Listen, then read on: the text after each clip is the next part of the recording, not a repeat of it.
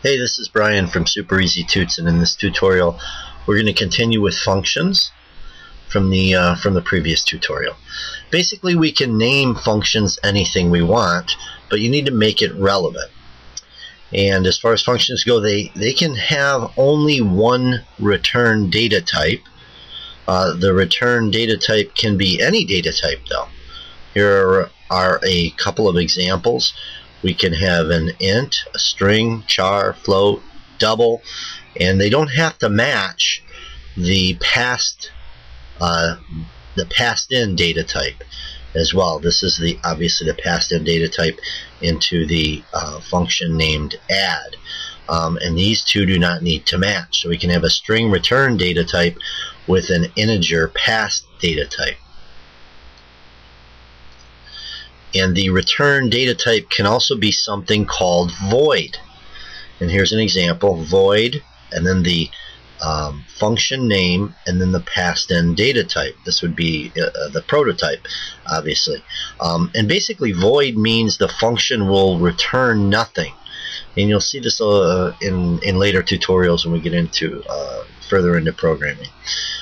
Functions can also have multiple passed data types. And passed data types are also known as arguments, so I'm going to switch over and kind of use that word now instead of passed data types. And these arguments are separated by commas when you have multiple ones. And here's a couple examples.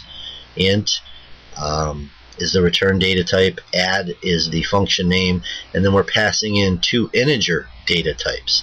And here's another one where we're passing in a float and a string. Here's one where we're passing in a int, a float, a string, a char, and the return data type is going to be a char. And when functions have multiple arguments, the order that they are listed in the prototype must match the order that they are listed in the function definition. And the function call must pass the arguments in the same order that they are listed in the prototype and definition. And here's a brief example. We have a function named increase, and its return data type is going to be a char, and we're passing in 4 different arguments. We're passing in an int, a char, a string, and a float. And basically in the function call, what I've done here is this little example code, created an integer named x, integer variable named x, and set it equal to 4, a string variable named y, and set it equal to hello, a float variable named z, set it equal to 32.33, and then a char variable named ABBA, and set it equal to the character G. And then I've also created a char named Kelly and left it valueless. I haven't defined a value for it. And basically what I'm doing here in the function call is setting Kelly equal to increase, which is our function name, and then we're passing in x, the variable named x, the variable named ABBA, the variable named y, and z. And you notice that this does match the same up here. We've got an integer, and an x is an integer. We've got a char, which is second, and we've got a char named ABBA.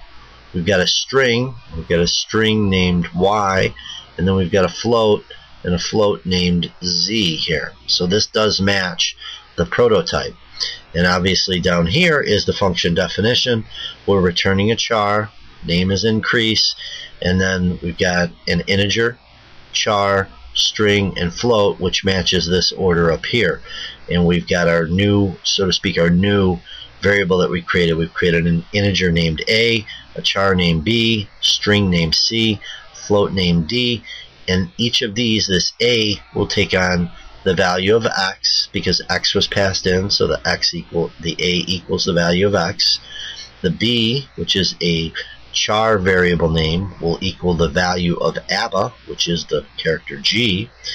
The string named c, which will take on the value of the string named y, which is hello, and then a float named d, and that will take on the same float value as the z here.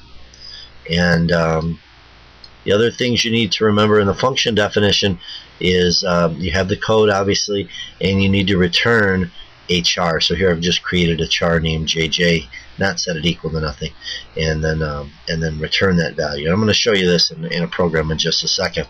Also, functions can also call one another. That's another thing that you do need to know. Now I'm going to switch over here to Quincy and show you basically what I just had in the notepad. We've got an integer x equal to 4, created a string named y equal to hello, float, char ABBA, and then the char Kelly, which is no value on. Up here in the prototype, I've got our function name, which is increase, returning a data type char, and the arguments passed in are an integer, char, string, and float. And again, we must pass them in that order. And that's what I've done here in the function call.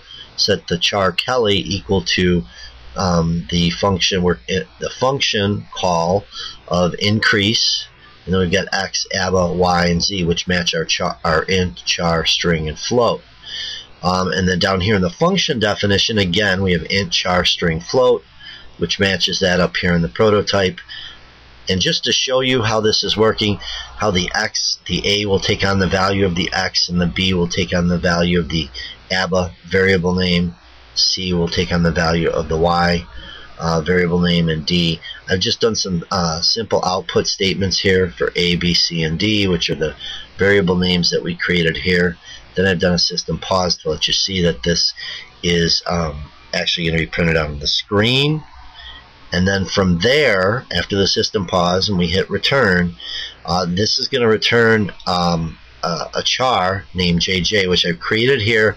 I've just set it equal to v. So I haven't necessarily done any operations inside here. I'm just trying to get you used to the values being passed and whatnot, and how the operations are going. So I'm going to run this,